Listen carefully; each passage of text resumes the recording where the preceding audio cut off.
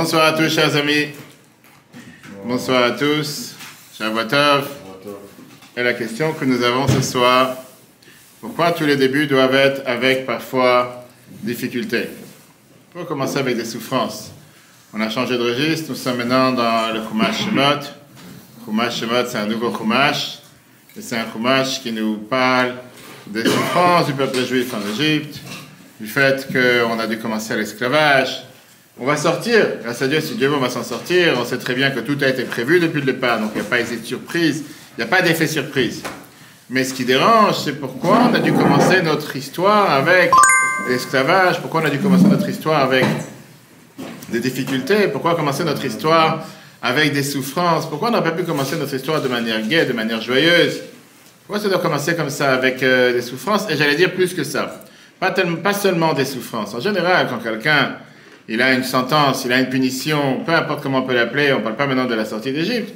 En général, ça commence très dur, et avec le temps, ça s'adoucit, avec le temps, ça devient de plus en plus facile, jusqu'à ce qu'avant la sortie de prison, ou avant la sortie de la souffrance, ou avant la sortie de, on va dire, de la difficulté, il y a presque plus de souffrance. On va dire les plus dures souffrances sont au départ. En général, les épreuves, les difficultés sont au départ, et après, avec le temps, on s'en sort. Et là, on a un problème.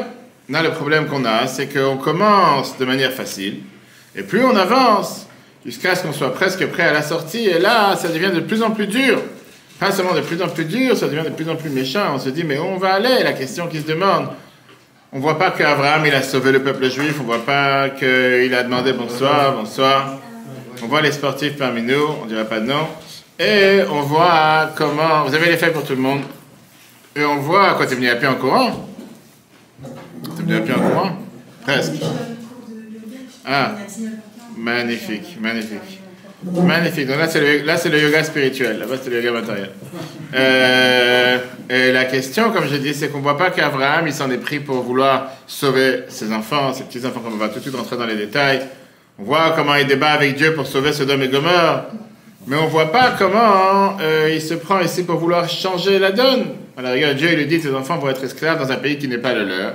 Et après, ils vont sortir avec une grande richesse. Il dit, bravo, amen. Continue, la vie est belle.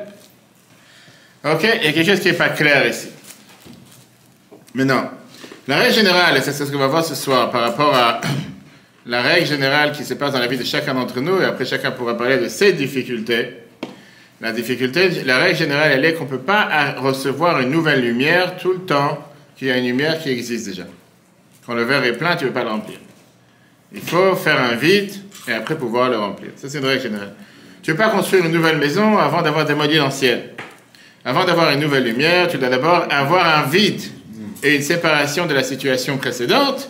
Et avec ça, s'ouvre une nouvelle lumière. Une femme qui donne naissance, il faut un vide d'abord.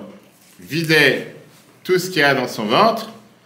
Et l'enfant, il sort du ventre et après, il existe. Tu ne veux pas avoir deux pleins. Tu ne veux pas rester plein d'un côté et plein de l'autre. Mais c'est un message qui est tellement riche. Pourquoi? Parce que combien de fois, des gens qui passent des difficultés se demandent la question, mais pourquoi tant de difficultés? Pourquoi les choses ne peuvent pas être plus faciles? Pourquoi on doit avoir des difficultés? Le Chaim à tous. Et quelqu'un, des fois, il se dit, mais qu'est-ce que j'ai fait comme mal au Seigneur pour mériter une telle punition? Les gens, des fois, ils te posent cette question. Pourquoi je mérite une telle punition? Et ce qu'on va comprendre ce soir ensemble, c'est que pas toute difficulté, c'est une punition. Parfois, une difficulté, c'est le plus grand bonheur. Parfois, c'est la meilleure des choses sur Terre, comme on va voir. Au contraire, parfois, la souffrance ou parfois l'épreuve, c'est pour le bonheur qui va arriver. Alors, le fait de prendre ça comme malheur, le fait de prendre ça comme difficulté, c'est d'avoir peur du vide qui va se passer dans notre vie. On ne sait pas à quoi s'attendre. Et pour ça, tu t'attends à va savoir ce qui va nous tomber sur la tête. Mais si tu aurais eu quelqu'un qui serait venu et qui t'aurait montré l'image de la fin du tunnel, tu aurais dit, c'est quoi, c'est parfait, je suis prêt à l'accepter. Pour comprendre ça, on va voir deux questions majeures que Moshe a posées, en vérité, lui-même envers Dieu dans la paracha de cette semaine. On ne voit pas longuement que Moshe il se plaint contre Dieu. Ça ne se passe pas beaucoup de fois. Mais quand il crie, il sait comment parler. Premier cri, c'est le cri de cœur de Moshe dans la paracha de cette semaine qui s'appelle « Lama areota la Amazon ». Pourquoi tu as fait du mal à ce peuple? Quelle est la justice? Quelle est la raison pourquoi un peuple entier a eu ce décret qu'il doit souffrir? hommes, femmes, enfants subir en Égypte presque 100 ans alors qu'ils n'ont rien fait de mal. C'est pas des gens qui ont fait quelque chose de mal que tu peux dire ils ont fauté et pour ça ils doivent souffrir. Jusqu'à présent, tout était clair. Dans le livre de Bereshit, on voit qu'il y a tout, comme on appelle, cause à effet. Toute punition vient en fonction de la faute ou de l'erreur qui a été faite. Commençons avec Adam et Ève. Qu'est-ce qui s'est passé? Ils ont mangé de l'arbre de la connaissance. Dieu, il a dit, tu prends la porte. Envoyé du paradis. Tu restes pas ici. Quand il a tué Abel, qu'est-ce qui se passe? Dieu, il a dit, mais non, tu vas être un vagabond, tu vas commencer à te balader sur terre, pas en mode vacancier. Tu vas devoir errer d'un endroit à l'autre. Arrive la génération du déluge, on a parlé ça longuement, on peut revoir sur l'application, sur le site de Torah.fr. Dieu décide, je reformate l'ordinateur. On efface tout, on recommence à zéro. Ham, il se moque de son père Noach quand il est sorti de la Teva de Noé, de l'arche de Noé. Il est maudit pour les générations à venir. Les gens de Sodome et Gomorrhe, ils ne se comportent pas comme il faut. Ils ont aussi le feu. Ils ont été détruits. Les frères de Yosef ont vendu leur frère et les attendent en tournant. Vous allez arriver, et ils commencent à les mettre à leur place, il en prend un en prison, un deuxième en prison, etc. Tout est basé, si on peut dire, sur cause à effet. Il y a une faute, tu es puni, tu payes pour la faute. Arrive le livre de Shemot, le livre de cette semaine, qu'on a commencé, qu'on commence cette semaine. Ça commence avec une exil terrible, des décrets terribles, qui, on va dire, qui écrasent, qui presque exterminent tout un peuple. Depuis des enfants, des nouveau-nés, jusqu'à des parents qui brisent leur dos avec des briques, qui doivent fabriquer des pyramides qui n'ont pas de sens. C'est pas qu'ils sont en train de construire des maisons pour des habitants ou quoi que ce soit. Et de nulle part, ça sort comme ça de nulle part. Qu'est-ce que tu énerves? Qu'est-ce que tu t'excites? Qu'est-ce qui s'est passé ce soir? Pourquoi sur quoi la colère? Qu'est-ce qu'il y a? Il y a quelque chose de mal qui s'est passé? Il y a quelqu'un qui a fait quelque chose de mal? La Torah ne dit pas un seul mot qui vient devancer une justification pour un tel malheur. Première question. Deuxième question, c'est que Moshe, il vient et il dit à Dieu, depuis que je suis venu parler à Pharaon, tu as fait du mal à ce peuple. Comment on peut comprendre ce type de punition? Encore une fois, pour l'instant, on est en mode punition. Au départ, ce type de punition qui se passe en Égypte, où les souffrances montent graduellement, du plus léger au plus dur, du plus léger au plus lourd. Comme si on peut dire que le noir, l'obscurité, est le plus difficile quand? Juste avant la délivrance. Encore une fois, l'exemple d'une femme enceinte, parce que la Torah prend toujours l'exemple que la délivrance, la sortie d'Égypte, c'est comme une délivrance, une naissance, et que l'exil, c'est comme la grossesse, l'accouchement. Alors, j'ai jamais été enceinte, mais grâce à Dieu, j'ai la chance d'avoir plusieurs enfants. Et c'est vrai que beaucoup de femmes te disent qu'en général, les souffrances, ils sont toujours au passage. Dès que l'enfant il passe, c'est là qu'il y a les plus grandes difficultés. Ça dépend. Combien ouvert, si c'est le premier enfant, des centaines de détails. Mais il y en a qui vont te dire que parfois les plus grandes souffrances, c'est les contractions qui sont au départ. Dans le monde en général, les punitions ou les difficultés, ils grandissent graduellement. Plus léger ou plus lourd. Pas le contraire. Soit la personne qui est en colère, qui s'énerve, qui t'a pas fait ce qu'il fallait, tu aurais dû être au cours à la place de regarder un match, tu prends une claque, il est tellement énervé. Et après, il commence à se calmer. D'accord? Après, il commence à graduellement descendre sa colère. Soit la personne qui a fait une faute. Au départ, on va dire qu'il a des conditions de punition très dures. Il est enfermé, il est au QD, le quartier disciplinaire. À savoir, il est dans tous ces états. Oui. Et après, tu commences à avoir des permissions, tu commences à sortir en journée, tu reviens la nuit, jusqu'à ce que, bon, après c'est le Club Med, et après tu sors. Voilà. On voit ceux qui ont fait l'expérience. Maintenant, ceux qui sont passés par là-bas, tu vois. Mais comment est-ce possible que pendant l'exil en Égypte, là, les choses ont agi tout à fait le contraire. Il y avait une période de 100 ans, un siècle, jusqu'à la mort du dernier des tribus, où tout était vraiment le Club Med. C'était comme si quelqu'un est parti en station à Sharm el-Sheikh, je sais pas où, en Égypte. Le Torah nous dit la paracha qu'on a lu ce Shabbat, Vaïchi, Yaakov, Beretz, Mitzrayim, qui te dit les 17 meilleures années de sa vie étaient en Égypte. Après, on commençait graduellement l'esclavage. Le Torah nous dit Befarer, travaux forcés, Beferach, avec une bouche tendre. Que Pharaon essayait de séduire les différents esclaves, les chefs des esclaves, en disant je vais vous payer un bon salaire, je vais vous mettre la main à la pâte, je vais travailler avec vous. Après ça, ça commençait à devenir vraiment des travaux forcés. Après ça, il y a eu le décret de quoi? De tuer les enfants, déjà dans la maternité, sans accoucher. Et quand ça n'a pas marché, on a eu la police égyptienne, de manière agressive, de kidnapper les enfants et de les noyer vivants dans le Nil. Pas seulement ça, une fois que la lumière arrive, Moshe il arrive en Égypte, Pharaon dit « Ah, tu veux leur demander du repos? Pas seulement, qu'est-ce qu'ils ont fait jusqu'à maintenant, ils vont continuer à le faire, mais ils vont avoir double. Je ne vais même pas leur dire, leur donner le foin pour pouvoir faire les briques. » Et bref, tout le monde connaît l'histoire.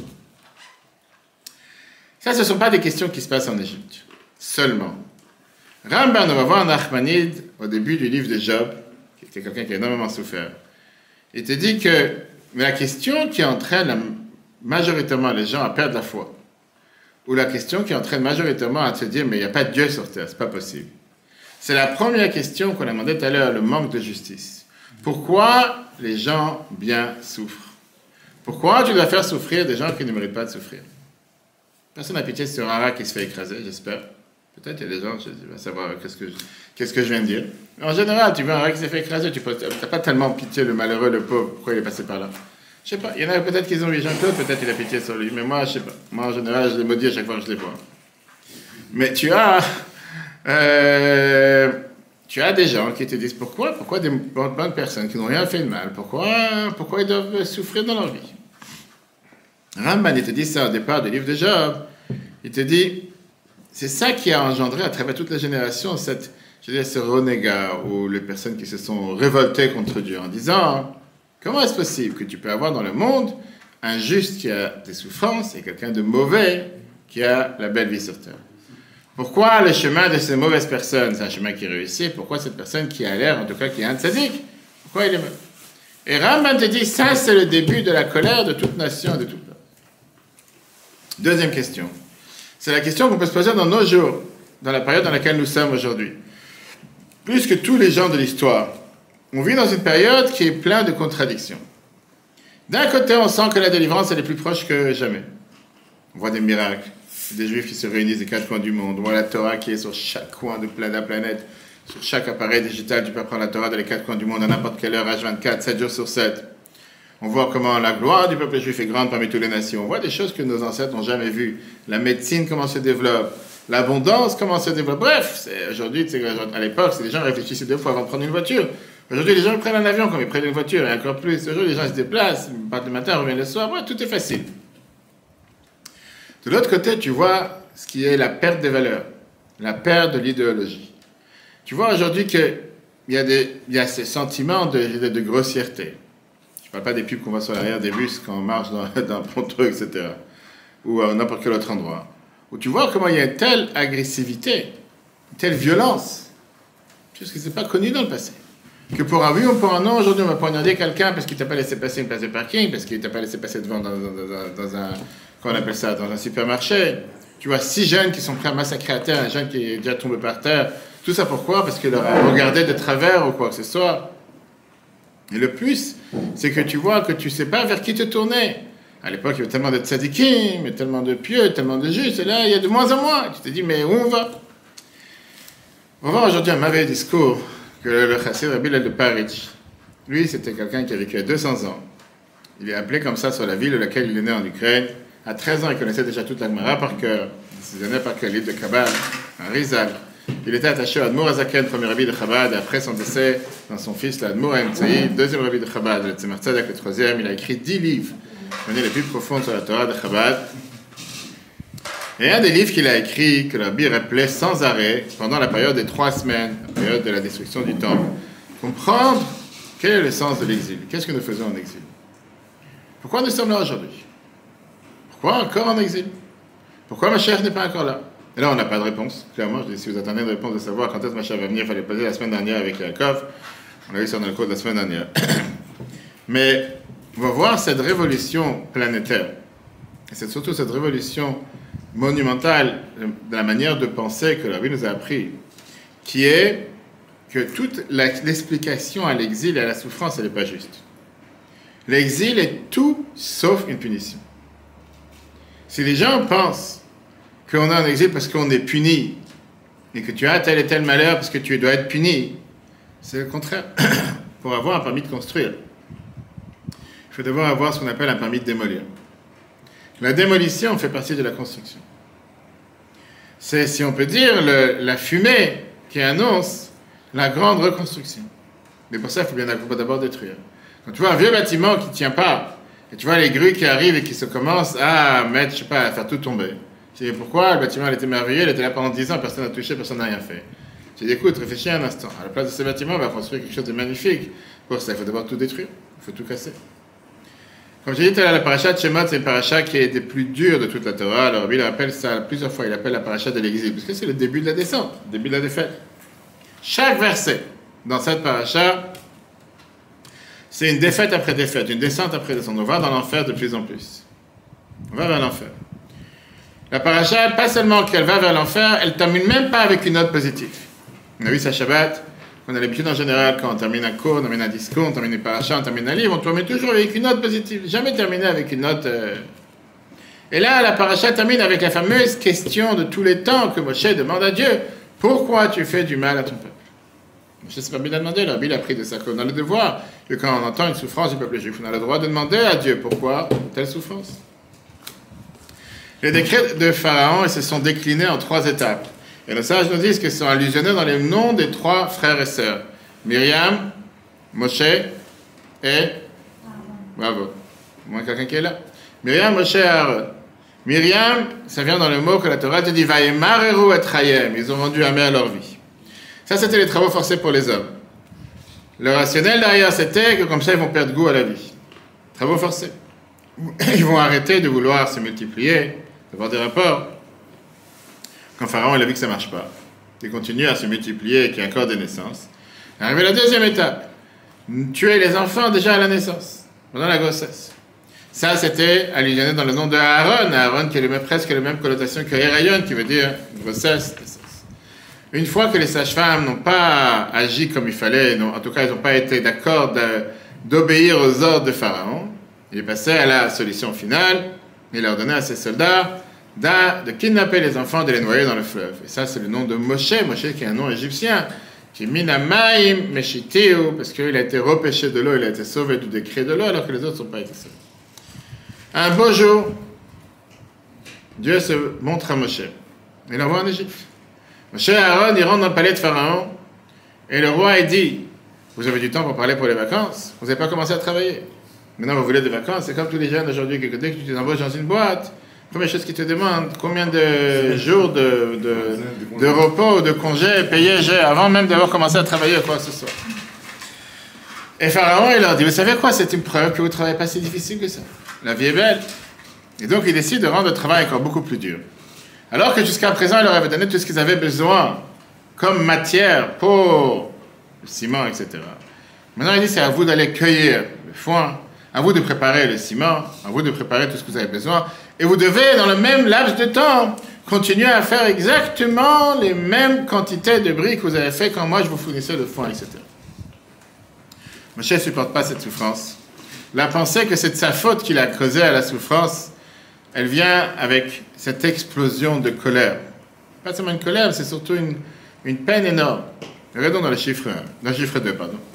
Shemot, chapitre 5, verset 5, pardon. Chapitre 5. Vayashem Moshe el Hashem, Moshe revient vers Dieu. Yomer, il dit à Dieu, Lama reota la amazé, pourquoi tu fais souffrir ton peuple? La amazé shlatani, pourquoi tu m'as envoyé? C'est le dernier verset de la paracha de cette semaine. Mais Asbatiel Pharaon, depuis que je suis arrivé chez Pharaon pour parler à ton nom, Hera la amazé, il a fait du mal à ton peuple. Ve'atzel itzalta et amecha, tu n'as pas sauvé ton peuple. En 2 mots, ma mission, elle a totalement raté. Pas seulement que je n'ai pas réussi à obtenir quoi que ce soit pour alléger leur souffrance, mais à cause de ce comportement, à cause de ma question, j'ai affaire avec un dictateur, on va savoir qui est devant moi. Il a rendu la situation beaucoup plus dure. Dieu dit à Moshe, attends une seconde, tu vas voir ce que je vais faire à Pharaon. Avec une main forte, il va vous renverser, il va vous renvoyer, et avec une main forte, il va vous renvoyer de votre terre. Pour l'instant, ce sont des mots qui ne veulent rien dire. On n'est pas encore les semaines prochaines. Dans la paracha Vaera, premier verset de la paracha qu'on va lire à Minchas et Shabbat, Dieu dit à Moshe, écoute-moi une chose. Moi, je me suis montré à Abraham, Yitzhak et Yaakov avec le nom Shakai. Je ne me suis pas montré à eux avec le nom Yud Kevav Kek et le tétragramme, mon nom le plus important. En deux mots, Moshe, Dieu est en train de dire à Moshe, les patriarches ne se sont pas permis de demander une question pareille. Et toi, tu oses poser une telle question. On voit que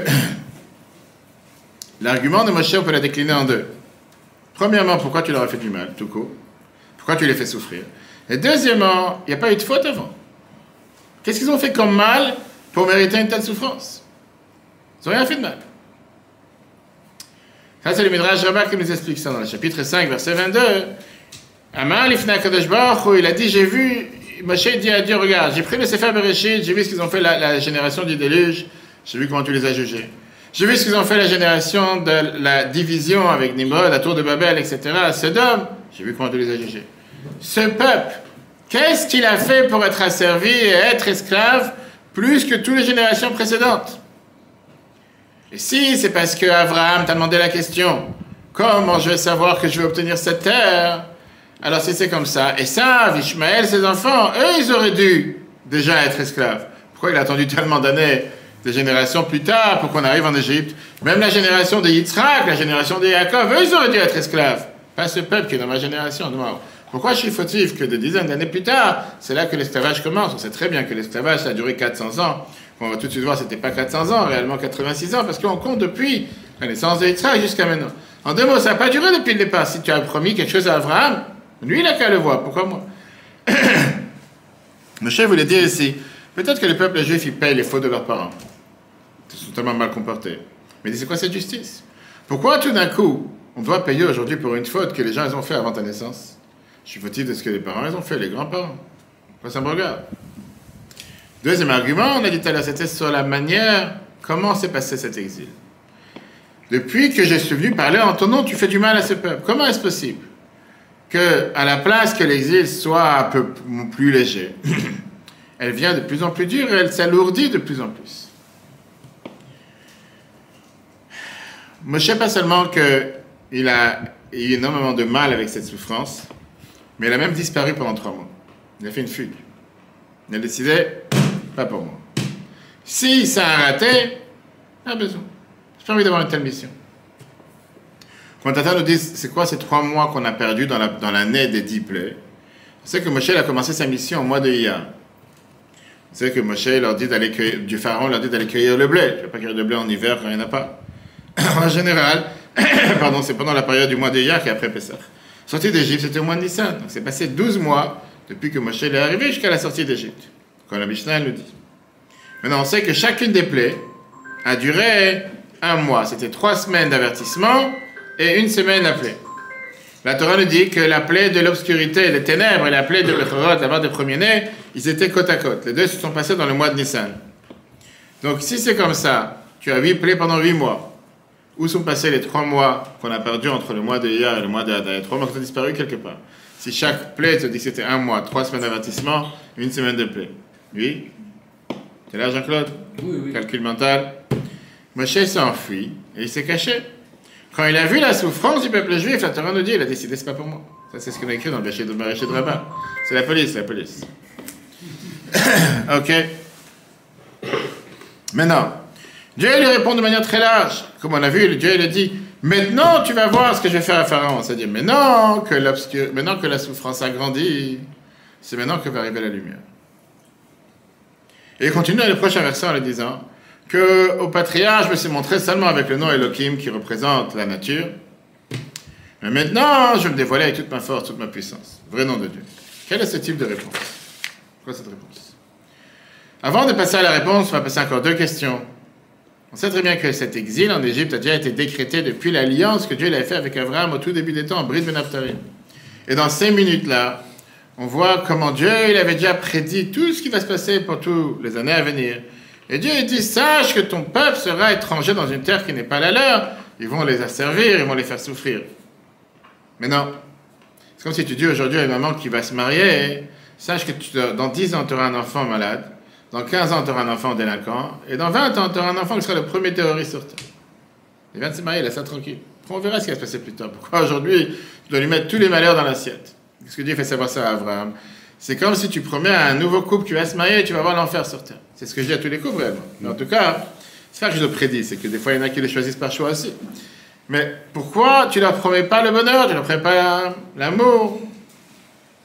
Deuxièmement, ce qui dérange, c'est quand la Torah nous parle de ce qui s'est passé avec Abraham, que Dieu dit à Abraham que tes enfants vont être esclaves dans une génération qui n'est pas la leur, dans un pays qui n'est pas la leur, vont être étrangers, etc.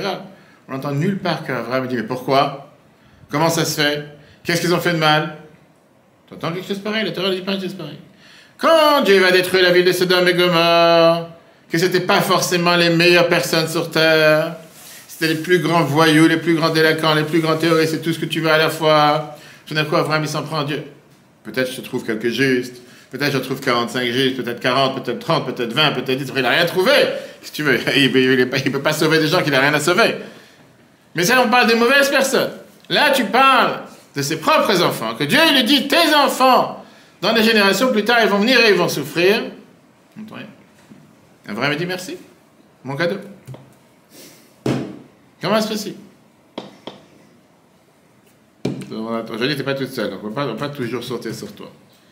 Qu'est-ce que tu dis là? Il a faim. Il a faim. Il a vu le résultat de ses souffrances. Comme je t'ai dit tout à l'heure, quand tu dis aujourd'hui à une maman qui va se marier, une femme qui va se marier, ton mariage, ça va être le plus grand enfer sur terre, tu vas souffrir toute ta vie. Mais dans 25 ans, tu vas trouver le bonheur. C'est quoi, laisse-moi tranquille. J'ai pas besoin de trouver 25 ans le bonheur, laisse-moi, j'ai pas envie ni souffrir ni bonheur, laisse-moi comme je suis aujourd'hui, ça va, tout va bien. Alors? C'est le but de ces souffrances. Et alors? Ben, il savait que le but de ces souffrances, c'était je pense, l'élévation spirituelle. Et donc?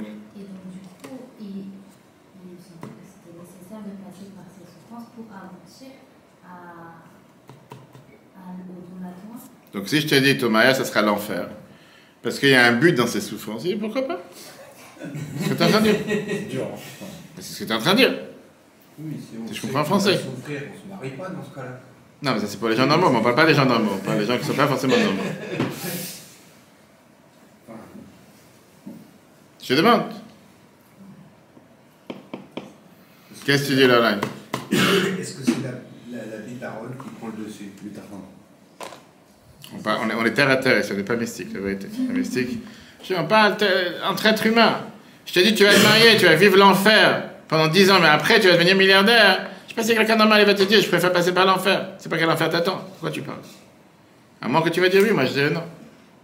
Ça dépend, mais on peut dire toi, ta vie elle va être très compliquée, mais si tu travailles très très dur et que tu souffres beaucoup, tes enfants, eux, ils vont tout avoir, on est capable de le faire pour les enfants. Tu sais pas à quoi t'attends, tu sais pas à quelle sauce tu vas être mangé non plus. Heureusement, la foi, je dis. C'est pas que tu es compliqué quoi, que tu as travaillé de 10h du matin à 10h du soir. Pas ça qu'on parle. Il a réagi de la même façon quand il lui a demandé d'aller sacrifier son fils. C'est une réparation. Il n'a pas posé de questions, Tout d'abord, c'était un test. C'est pas qu'il a pas sacrifié. Il savait très bien que c'était un test parce qu'il a dit qu'on ne dise pas que les premières 9 épreuves que tu as eues, qu'on ne dise pas que c'était en vain. Alors au moins que celui-là, ça soit sérieux. D'accord? Et il savait très bien que ça n'allait pas se passer. Oui? Qu'est-ce que tu disais? La réparation. La réparation? Réparation. Qu'est-ce que ça dit réparation? Bah, on anticipe, entre guillemets. Les fautes. C'est l'inverse passées. du coup du premier. Voilà. À 3 reprises, on va voir, chers amis, à 3 reprises, on va voir que la Torah nous donne une raison logique à la souffrance d'Égypte. Dans la Torah, dans la Bible. Chiffre numéro 3. Dans Dvarim, Deutéronome, chapitre 4, verset 20. Le cours à Barzel, je vous ai fait sortir de tout ce qui est, on va dire, c'est quoi le cours à Barzel? On appelle ça comme les mines. Les mines qui existent sur Terre aujourd'hui où il y a des mineurs. On appelle ça dans. Ouais, des mines. Les mines, c'est les gens vont chercher le charbon, ils vont chercher, d'accord? C'est ça que je parle. Oui, c'est mines. Mines. Des mines, exactement. Les mineurs qui ont la Terre. Des mines. C'est comme ça qu'on les appelle. Combien de fois on entend des fois qu'ils ont été assouvés ou qu'ils ont été engloutis ou qu'ils ont été pas réussi à sortir? Donc des mines où il y a là on parle de la matière première qui sont la ferraille. Ça c'est comme ça que la Torah appelle l'Égypte. Dans Mlachim c'est écrit, encore une fois, cours à Barzel. Et dans Jérémie, chapitre 11, encore une fois le même terme. À quoi on fait allusion? La Torah vient de dire, c'était comme quand tu vas aujourd'hui travailler à chaud sur le feu, quand tu veux sortir tout ce qui est l'or, l'argent, la matière argent, de la terre en général, c'est avec un feu qui est énormément puissant, qui te fait couler l'or d'un côté et qui te fait enlever les déchets de l'autre. Quand tu enlèves des matières ou des minéraux qui sont très très chers de la terre, du fin fond de la terre, pour préparer avec ça du métal, ou de l'aluminium, ou de la ferraille, ou de l'argent, ou de l'or, on doit chauffer la matière première, on doit la chauffer de manière très très chaude. Avec ça, on sépare les déchets qui ont collé cette première matière, que ce soit l'or ou l'argent, etc. Et après ça, on peut avoir... Le peuple juif était arrivé maintenant à une situation qui était un changement dramatique par rapport à tout ce qui était la création du monde jusqu'à présent. Il se préparait pour devenir le peuple élu, le peuple choisi. Mamlechet Kohanim Begoy Kadosh, qui veut dire le peuple des prêtres, peuple saint. La Chassidut s'expliquait que le peuple juif, il est, si on peut dire, pas la cinquième colonne, mais le 5e niveau dans ce que Dieu a créé sur terre. Il y a le minéral, le végétal, les animaux, l'être humain, et il y a le peuple juif. Ça ne veut pas dire qu'on est supérieur à tous. Mais oui, un degré plus haut. Pourquoi un degré plus haut? Parce que la distance entre un juif et n'importe quelle personne qui est un être humain sur terre, c'est comme la distance qu'il y a entre le végétal et l'être humain. Pourquoi? Parce qu'un être humain, tout court, il est soumis, on va dire, il est asservi à ses propres besoins personnels. Alors qu'un juif, on demande de lui de ne pas chercher à remplir ses propres besoins, mais chercher à remplir ce qui est la volonté de Dieu, de voir la divinité sur terre. Pas seulement se soucier de ce que moi j'ai besoin, ce que moi je désire. Ce qu'on étudie dans le Tanya, la différence entre l'âme divine et l'âme animale, que l'âme animale cherche toujours à se dire que son ego est au centre, alors qu'un juif, c'est Dieu qui est au centre. Mon ego doit être mis de côté. Ok. Mais ça, c'est contre la nature. Pourquoi c'est contre la nature? Parce que pour passer un tel métamorphose, pour passer un tel changement, il faut d'abord briser le fer. Il faut briser la matière première. Et ça, c'était l'esclavage en Égypte, qui a forcé les Juifs qui, à l'époque, il ne faut pas oublier que ce n'était pas du tout la période des enfants de Yosef, de Yaakov, c'était une nouvelle génération qui pouvait faire en quoi, qui était de briser cet ego, de briser cette autoconfiance en soi, cette autosatisfaction, savoir que je peux m'appuyer que sur moi-même ou sur les autres, et à la place, commencer à lever les yeux vers le ciel, c'est-à-dire qu'il y a un Dieu sur terre.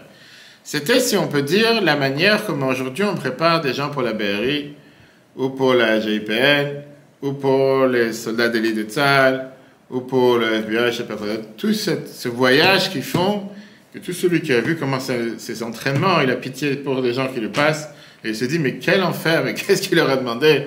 Qu'est-ce qu'il aurait passé par la tête pour se rouler dans la boue sous des ferrailles, et de sauter de 20 mètres de haut, de s'accrocher à une corde en sachant que chaque 2 secondes ils peuvent tomber? Tu l'as dit, mais laisse-moi vivre, qui a besoin d'une chasse pareille? Et au final, combien de gens sortent de tous ces semaines d'entraînement? Je sais pas, ils rentrent à 900, ils rentrent à 1000, ils en sortent avec 30, 50, 60. Alors c'est pas qu'ils sont morts au milieu, mais combien ils ont lâché, combien... C'est pas pour eux. Et tu te dis, au final, on a besoin aussi des gens pareils. Mais il faut être prêt à passer tout ce voyage, et c'est un voyage difficile. C'est plein d'entraves, plein d'épreuves, plein de difficultés. Et la preuve, c'est qu'il y a beaucoup qui craquent au milieu, qui ne peuvent pas. Ça, c'est écrit dans Torah. Mais non, ça, c'est la base. C'est facile à dire, comme on dit. Mais concrètement, ça n'a pas répondu à la question. Pourquoi ça devait devenir de plus en plus difficile jusqu'à ce que tu t'approches à la fin? Dès qu'on arrive à la Goula. En général, à la fin, ça doit être plus facile, pas plus difficile. Pourquoi ça devait être décrété depuis le moment qu'il y a eu ce moment intime entre Dieu et Abraham avec cette alliance où il a dû couper les différents animaux et passer au milieu et dire que là, Dieu il a créé l'alliance avec lui pour tes générations à venir. Et que surtout, comment on accepte ce silence d'Abraham? On dit que c'était une bonne nouvelle. Et c'est quoi cette manière, comment Dieu répond à Moshe en disant, je ne me suis pas montré au patriarche avec mon vrai nom, là je vais montrer ma vraie force, ma vraie puissance. Des choses qui ne sont pas claires. Regardons d'abord avec une histoire de l'Agmara. Chapitre 4, Baba Metzia 85a. Rabbi Zera, quand il est arrivé en Israël, en terre d'Israël, il a jeûné 100 jeûnes, afin d'oublier l'Agmara, la Talmud qu'il a appris en Babylone, à l'époque en Irak, pour pouvoir pas se confondre. Rashi te dit, ceux qui apprenaient l'Agmara en Israël, c'était pas la Talmud du Yerushalmi, mais c'est un Agmara dans lequel il n'y a pas de débat, il n'y a pas de question, tout est clair, tout est limpide. L'Agmara de Bavli, c'est que non, il n'y a que des débats, des fois tu peux avoir des dizaines de... Donc il ne voulait pas être confus, il ne voulait pas avoir commencé à se confondre, il a décidé de jeûner sans jeûne pour tout oublier, reformater le cerveau, c'était la manière de reformater à l'époque, et comme ça il pourrait apprendre de manière claire. Mais non. On a une règle dans la halakha qu'on n'a pas le droit d'oublier la Torah. Quand tu as appris, tu n'as pas le droit d'oublier, tu dois réviser ce que tu apprends. Là, Rabbi Zera, il brise son corps. Il jeûne sans jeûne pour pouvoir oublier une manière d'étudier, pour pouvoir après se fier à une nouvelle manière d'étudier. Pourquoi il a fait une chose pareille? La Torah elle nous dit qu'est-ce que ça veut dire avoir un cerveau créatif. Qu'est-ce que ça veut dire un cerveau créatif?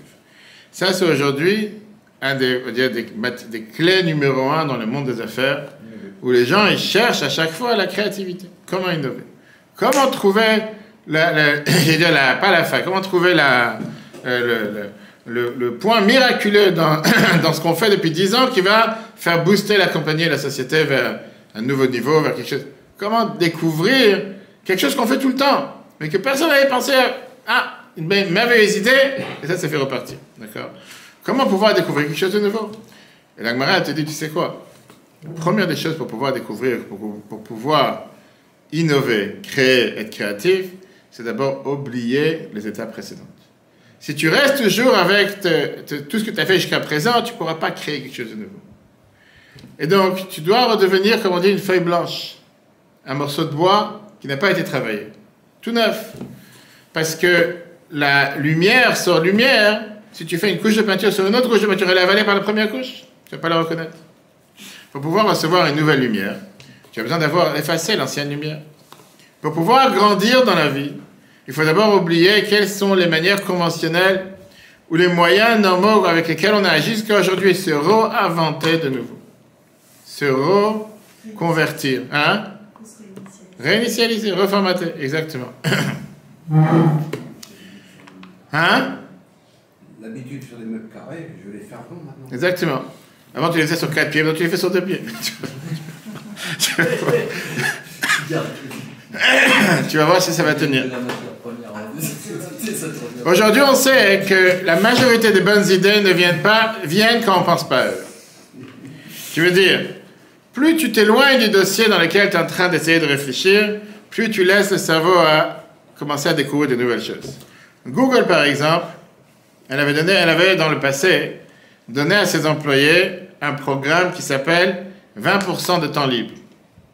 Dans ces 20% du temps de travail, ils étaient libres de faire des projets innovants, des projets nouveaux, différents qui n'ont aucun contact, aucun rapport avec les projets sur lesquels ils travaillent. Parce qu'ils ont compris que la manière dans laquelle le cerveau peut travailler le mieux, c'est quand il s'éloigne du projet lui-même, quand il s'éloigne du dossier lui-même. Maintenant, elle s'est suffi de leur donner du temps libre, elle n'a pas demandé de se reformater, de se réinitialiser à zéro de l'intérieur.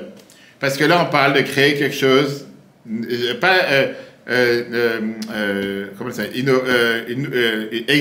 d'existant, pas existant du néant. Là, on te parle de se reformater à zéro, de redevenir totalement quelque chose de nouveau. Mais non. Combien de gens sont capables de faire une chose pareille? Combien de gens sont capables de se reformater à zéro? Pas facile. Et c'est pour ça qu'on est obligé dans ce processus de passer à un moment d'une perte de balance. Une perte de soi-même. Ça ne veut pas dire que pour ça il faut tomber dans les choses les plus sombres pour redevenir quelque chose de normal. Mais quand tu perds la stabilité que tu avais jusqu'à présent et tu vas vers l'inconnu, tu es obligé de passer par une situation où on l'a tous passé. Quand on l'a tous passé? La période du corona, il y a quelques années. C'est vieux, c'est une quinzaine d'années, tu te rappelles, à l'époque. Tout d'un coup, les gens, ils se sont dit, mais quoi? Pas d'avion, pas de train, pas de voiture, pas sortir dehors, tu restes enfermé à la maison. C'est quoi ce monde? Ils se dit, mais vers où on va? Tout d'un coup, toute la vie de chacun s'est totalement changée. Et chacun devait se réinventer. Et automatiquement, tu es obligé de passer par cet effet qui est pas, je dirais, trouble, qui n'est pas clair. Et ça te donne la possibilité de pouvoir, après, te redécouvrir. Et beaucoup de gens, ils ont que gagné grâce à ça. Ils ont commencé à découvrir comment il y a tellement de moyens de pouvoir communiquer sans se déplacer, travailler en faisant télétravail officiellement, pour certains. Et après, c'était combien qui se sont reconnus les vraies valeurs, investir dans leur couple, investir dans leurs femmes, dans leurs enfants, investir dans l'étude, bref, des centaines de choses. Donc, ça se peut que tu peux oublier le Talmud Bavli, le Talmud de Babylone, mais tu n'as pas encore pris l'approche du Talmud de Yerushalmi, mais en plein milieu des deux, c'est très trouble, c'est pas clair. Et plein de fois, quand tu essaies de découvrir, de comprendre quelque chose de nouveau, et on peut voir ça même dans ceux qui font des exercices de maths, plus tu rentres dans les détails, plus tout d'un coup tu as ce qu'on appelle un blackout. Tu ne sais plus où y aller, tu es totalement perdu. Tu vois, tu ne peux plus rien voir. Tu ne peux plus être capable de recevoir aucune information. Plus pire que ça, parfois tu peux avoir des serpents et des scorpions qui commencent à te faire dévier du bon chemin. Parfois tu peux tomber dans des choses très très graves. Parfois, tu peux sentir un vide et tu peux avoir un tel doute interne qui déstabilise ta confiance en soi, qui déstabilise ta tranquillité. Et parfois, tu peux même avoir des compétiteurs extérieurs, oui, c'est comme ça on dit, des compétiteurs extérieurs qui viennent et qui peuvent utiliser ta faiblesse pour attraper justement le vide que toi tu as laissé. Des concurrents, exactement. Rappelez-moi, à la fin, si on a le temps, j'ai rencontré une histoire sur ça. Le prophète Daniel, il vient et raconte dans son chapitre 4, verset 16, l'histoire qu'il y avait à l'époque le roi Nebuchadnezzar, qui a eu son fameux rêve qui l'a totalement bouleversé. Nebuchadnezzar, il avait une énorme statue. Tête en or, les mains en argent, corps en cuivre, et les pieds étaient faits d'argile. Et tout d'un coup, il a vu qu'il y a une pierre qui a été jetée, et tout le monument, il est tombé. D'accord? Connu dans Daniel. Le roi, il a demandé à tous ces grands interprètes d'interpréter le rêve. Mais en essayant de vouloir leur interpréter le rêve, il a vu qu'il commence à oublier les détails. Il ne voit pas qu'est-ce qui se passe. Il n'est pas capable de leur répéter tous les détails qu'il y a dans le rêve. Mais il a juste eu cette panique, cette crainte. Il se rappelle qu'il y avait cette pierre qui a sauté, etc. Il a demandé expliquez-moi, c'est quoi le rêve? Vous êtes tous ces interprètes. Et quand ils ne sont pas capables de l'expliquer, il les a tous tués. C'est facile à l'époque. Il a demandé à Daniel, explique-moi c'est quoi le rêve? Daniel, il a prié. Il a demandé à Dieu. Et il a demandé à Dieu de pouvoir revivre le même rêve. Et il a revécu ce même rêve. Et le verset nous dit qu'une fois qu'il a commencé à revivre ce même rêve, une fois qu'il s'est réveillé du rêve, il a eu comme un vide dans le cerveau, dans lequel c'était totalement noir, il ne pouvait rien comprendre. Et là, tout d'un coup, il y a eu plein d'idées qui sont entrées dans le cerveau. Et à la fin, il s'est libéré. Il a attrapé cette lumière dans tous les détails. Il a pu expliquer c'est quoi le rêve. En expliquant que le royaume de Babel, qui est énormément puissant, va s'écrouler, va s'effondrer. Avec ça, tous les autres royaumes qui vont arriver plus tard. Jusqu'à ce que la lumière de Dieu va venir avec les États d'Israël, etc. Et donc, pour pouvoir recevoir une nouvelle lumière, on a besoin de deux choses. Tout d'abord, oublier les habitudes précédentes. Les manières précédentes, comment on a agi. Et deuxièmement, passer par un vide, passer par un noir, et parfois avoir des idées folles. Mais des fois, c'est juste ces idées folles qui ont créé les plus belles choses sur Terre. Jusqu'à ce que petit à petit, il va s'asseoir, il va s'installer cette nouvelle lumière sur un parterre solide. Et tu vois ça par rapport à tous ceux qui travaillent dans la cuisine, tous ceux qui font des grandes idées, qui essaient de découvrir de nouveaux goûts, de nouveaux plats, etc. Tu parles, il y a 20 ans en arrière, tu dis aux gens qu'on allait cuisiner terre et mer, cru, cuit, salé, sucré, et va savoir quoi d'autre. Tu aurais pu pour un fou. Prendre des livres de cuisson d'il y a 20 ans, 15 ans, je ne suis pas un pro, je ne suis pas un master chef dans la cuisine, mais c'est que ça n'existait pas des choses pareilles.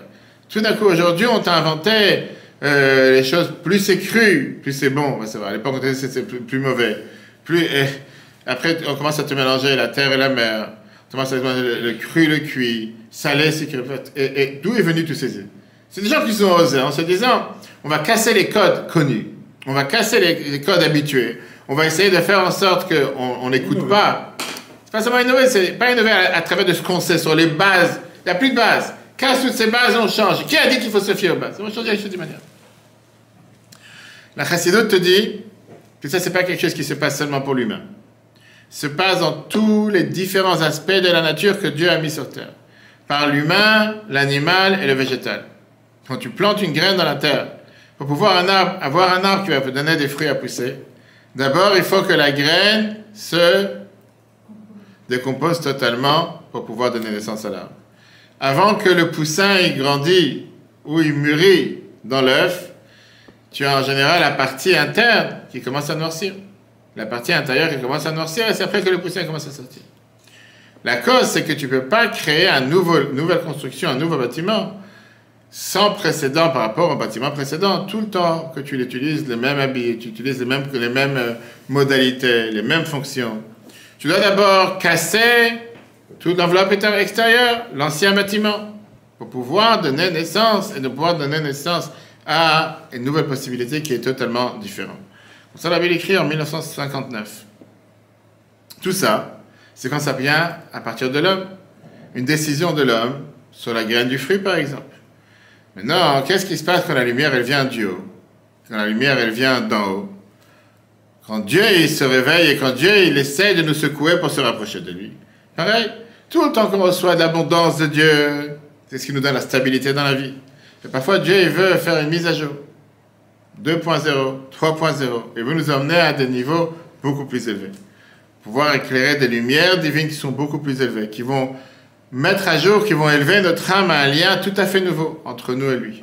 Ou matériellement parlant, lui donner la possibilité de pouvoir franchir la barrière, fonder une famille, avoir des enfants, richesse, réussir dans les affaires, etc. Se reproduit encore une fois ce même processus, et là ça commence par la Kedusha elle-même, par la sainteté, qui veut dire, d'abord, Dieu n'a pas envoyé cette nouvelle lumière jusqu'à ce qu'il enlève ce qu'il y avait jusqu'à présent. Un reformatage. D'abord, il va s'éloigner, si on peut dire, pour créer cette abondance qui va éclairer dans tous les différents aspects de la création du monde. D'abord, il va déraciner ce qui existe, et à ce moment-là, il donne la place à cette nouvelle lumière. Alors oui, pendant ce vide, pendant ce blackout, il y a une obscurité. Si tu sens des fois que tu es tout seul, parce que tu te sens totalement isolé, totalement perdu. Et tu te poses la question que David Amelech demande dans les psaumes, mon Dieu, lama azavtani, pourquoi tu m'as abandonné? Tu penses que c'est un moment d'abandon? Pourquoi tu m'as laissé marcher tout seul dans l'obscurité? Plus que ça, parfois ça peut déstabiliser l'ordre général ou l'habitude, le socle sur lequel tu étais habitué jusqu'à présent.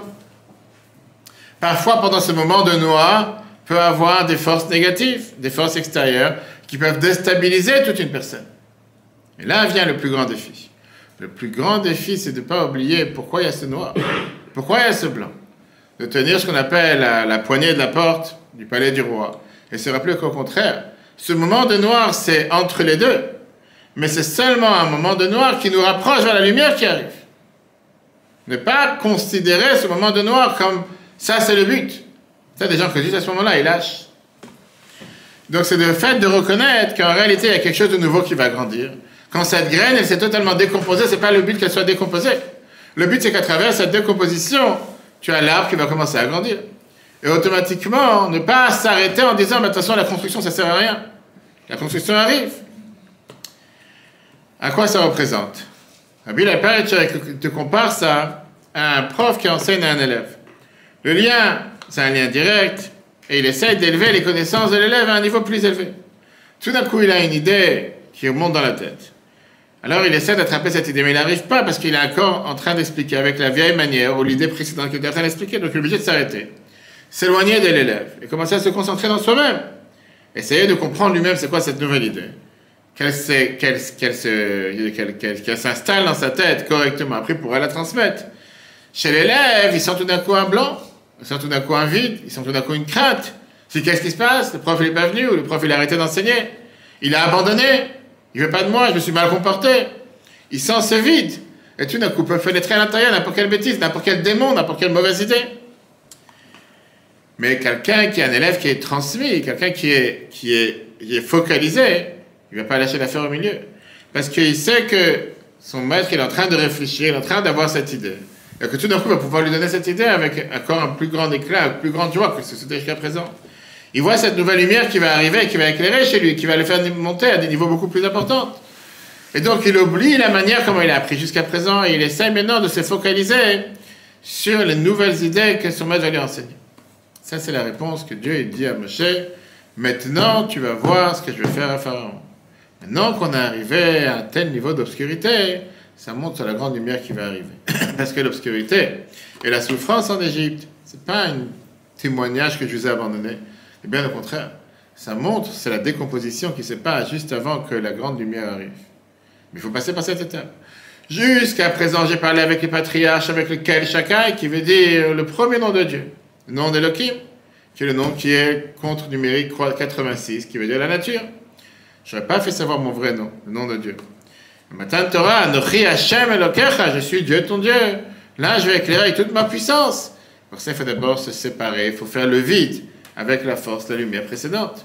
Ce voilage divin peut créer l'obscurité dans le monde, qu'on peut penser créer un vide chez le peuple juif, et parfois, à cause de ça, peut venir à la place tout ce qui était les forces du mal, les forces égyptiennes, la grossièreté de Pharaon, qui peut agir parfois avec force cruelle contre le peuple juif. Mais c'est juste grâce à cette obscurité que éclaire la lumière. Le fait que l'obscurité se renforce et le fait que l'obscurité ne s'affaiblit pas, comme ça aurait dû être, ça montre même que l'exil n'est pas une punition, mais c'est une manière de pouvoir transformer et amener la lumière à un niveau beaucoup plus élevé. Plus la lumière va être grande, plus la décomposition au milieu est beaucoup plus épaisse, jusqu'à ce qu'arrive la plus grande lumière. Rabbi Lalparetcha continue dans son discours en te disant, c'est la même chose avec l'épaisseur de l'obscurité qu'il y a dans nos jours, qui est parfois de plus en plus épaisse.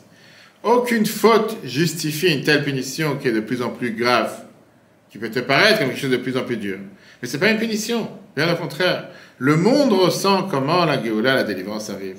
Et pour ça qu'il se décompose de tout ce qu'on était habitué à penser jusqu'à présent. Il n'y a rien d'intermédiaire qui peut les suffire. Il faut vraiment réinitialiser tout. On voit aujourd'hui, je parlais avec quelqu'un hier, tous ceux qui entendent les nouvelles, qui se font un plaisir d'entendre les nouvelles tous les jours, se rappellent comment tous les prédicteurs, on va dire les prédicateurs qui sont dans le gouvernement, que depuis 2 mois, ils nous ont dit cet hiver, coupure d'électricité, il va faire moins 10, il va faire moins 20. Tout à coup, tu te retrouves, le bon Dieu, il a dit, vous savez quoi? Il y aura l'automne en hiver.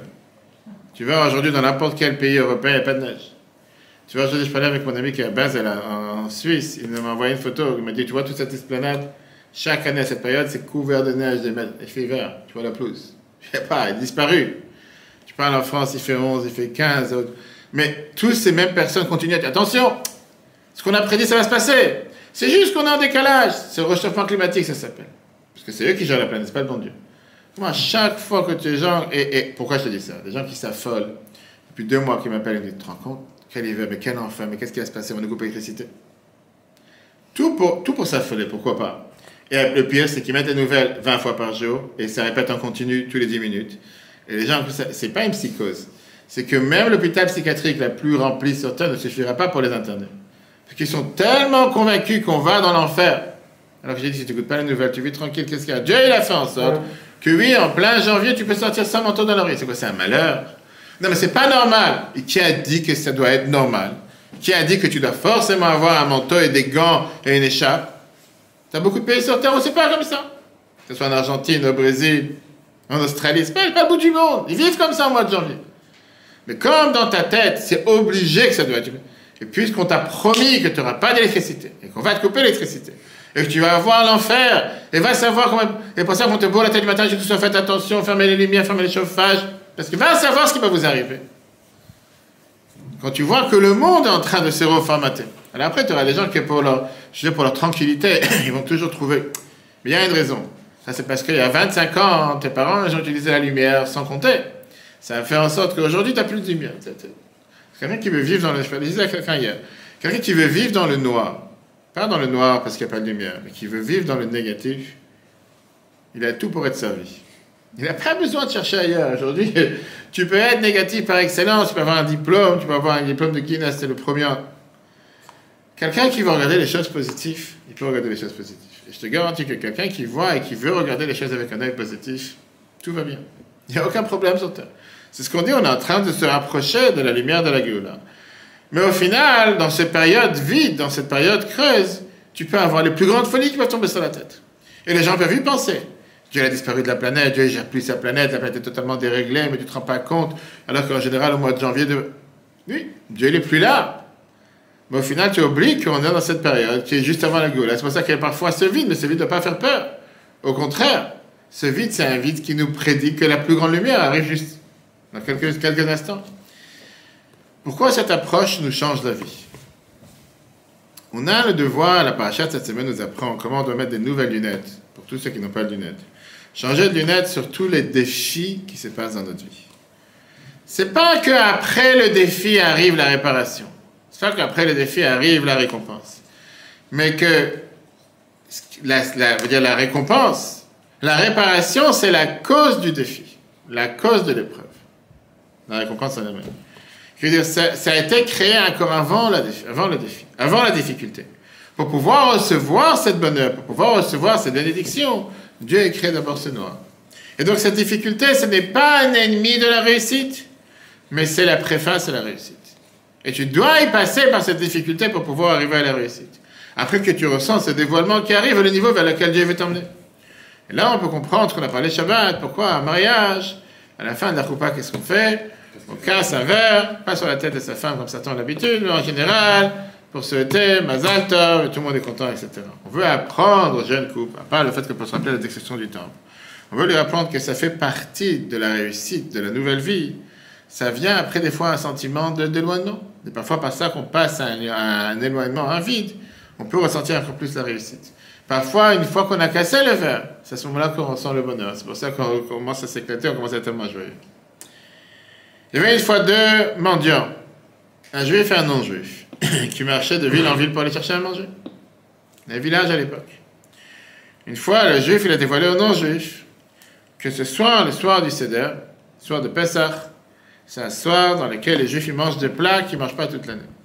Si tu veux vraiment bien manger, ce soir, c'est le moment.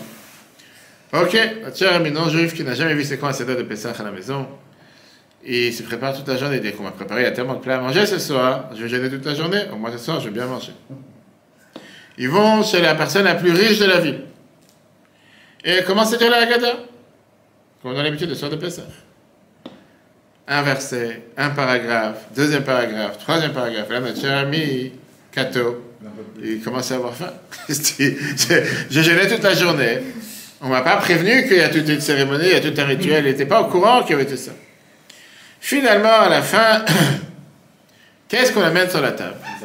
On amène le réfort, les herbes-mères.